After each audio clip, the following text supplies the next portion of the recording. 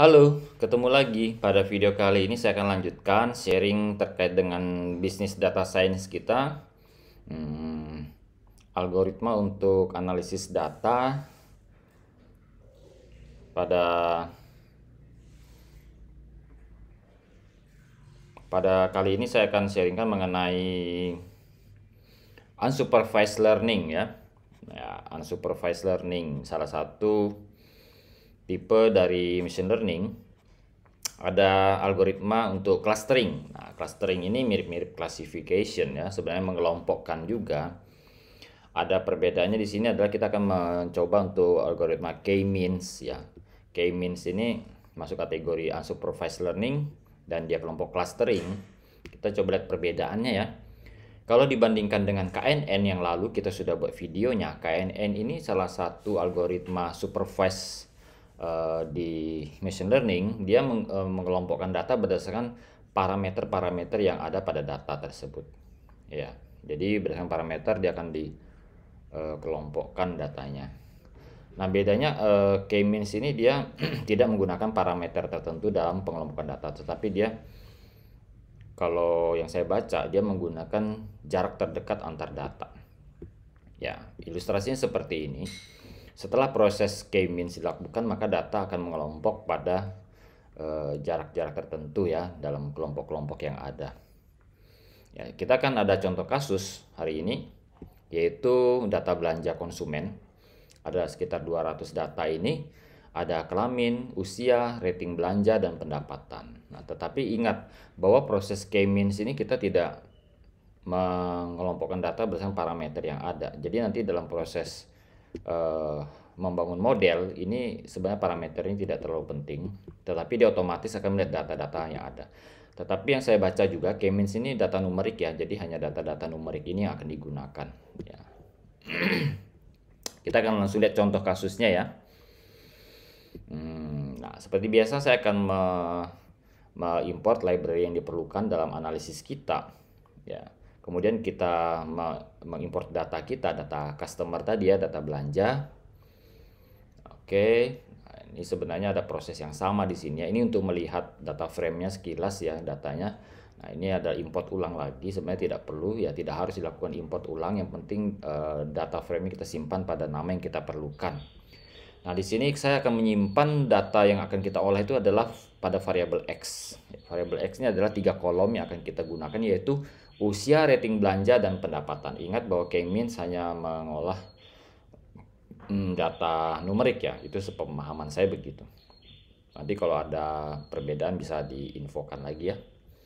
Nah, jadi 3 kolom ini akan kita gunakan dalam proses analisis K-means kita. Untuk menentukan jumlah klaster, kita bisa menggunakan metode elbow. Elbow ini sejenis kayak kita lihat ini ya, grafik ini, di mana terjadi patahan yang signifikan, maka di situ kita bisa tentukan jumlah klaster yang dapat kita bentuk. Jadi kembali lagi saya sampaikan bahwa untuk menentukan jumlah klaster itu diserahkan kepada kita sebagai analis datanya ya.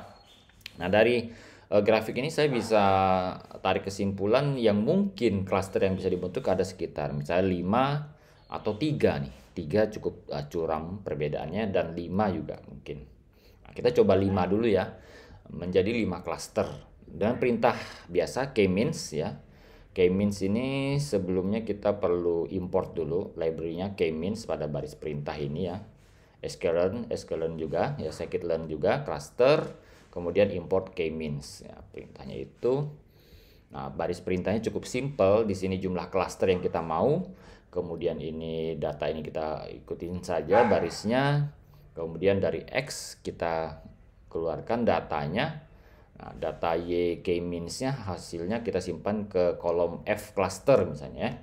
Nah, ini F cluster, maka dia akan otomatis keluar cluster 1, 2, dan 3. Sebenarnya defaultnya clusternya itu keluarnya adalah 0, 1, 2 ya. Tetapi saya tambahkan 1 di sini biar kelihatan cluster 1, 2, 3 aja langsung. Nah, kita ilustrasikan sampai 5 ya, cluster 1, 2, 3, 4, 5, karena kita buat dari 5 cluster tadi. Kemudian kita ilustrasikan berupa grafik seperti ini, grafik 3D, usia, rating belanja, pendapat. Ini mungkin agak sulit kita interpretasikan ya. Jadi kita bisa interpretasikan masing-masing data mungkin jadi 2 dimensi saja. Misalnya ini untuk klaster usia misalnya ya. Usia kita bisa lihat sebaran klaster untuk kategori usia ini histogramnya ya, frekuensi datanya. Klaster 1. Nah, ini menurut saya untuk 5 klaster ini agak rumit ya untuk menganalisisnya. Jadi ada opsi kita akan coba bagi dalam 3 klaster saja data belanja kita. Karena untuk 5 klaster menurut saya ini terlalu kompleks untuk analisisnya juga dari sisi manajerial agak rumit ya. Jadi kita coba 3 klaster.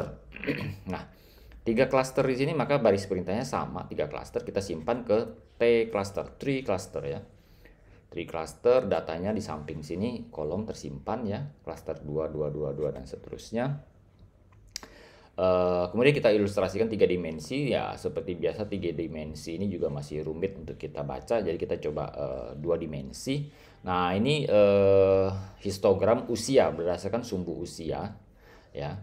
Data usia, kita lihat klasternya ada 3 yaitu 1, 2, dan 3. Nah, di sini terlihat menurut saya kita bisa analisis ya cukup dalam bahwa untuk klaster 1 ini data belanjanya adalah antara range usia sekitar menjelang 30 sampai 40. Kemudian klaster 2 itu range-nya lebih luas ya. Nah, klaster 3 ini antara 20 sampai sebelum 60.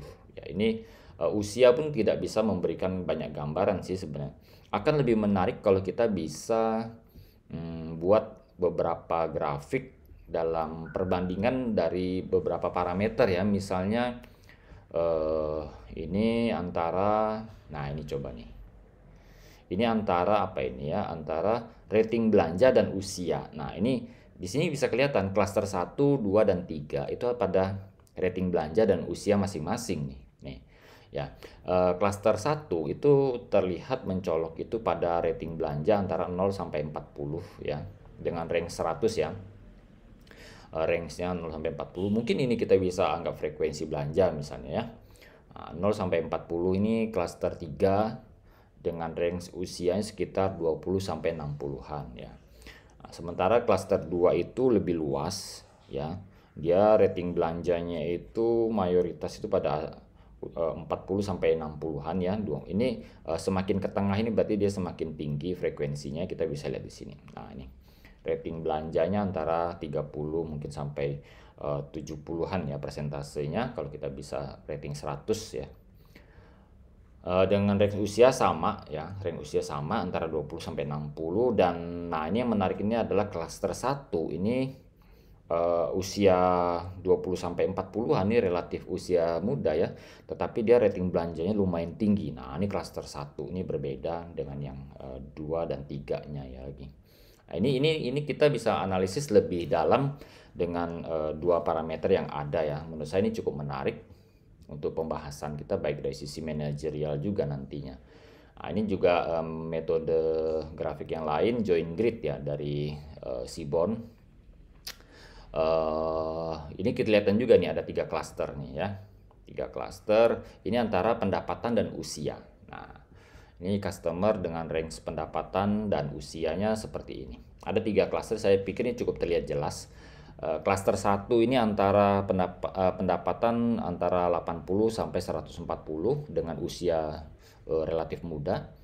Klaster 2 ini pendapatan 20 sampai sekitar 70-an, usia yang cukup luas ya, range-nya 20 sampai 70. Dan klaster yang ketiga, nah ini antara 70 sampai 140-an juga, pendapatan dengan range usia yang relatif lebih senior ya, antara 40 tahun ke atas.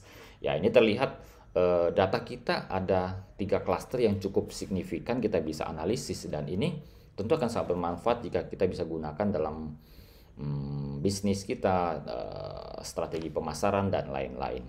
Baik, ini adalah tutorial mengenai K-means, semoga bisa bermanfaat untuk kita semua. Terima kasih.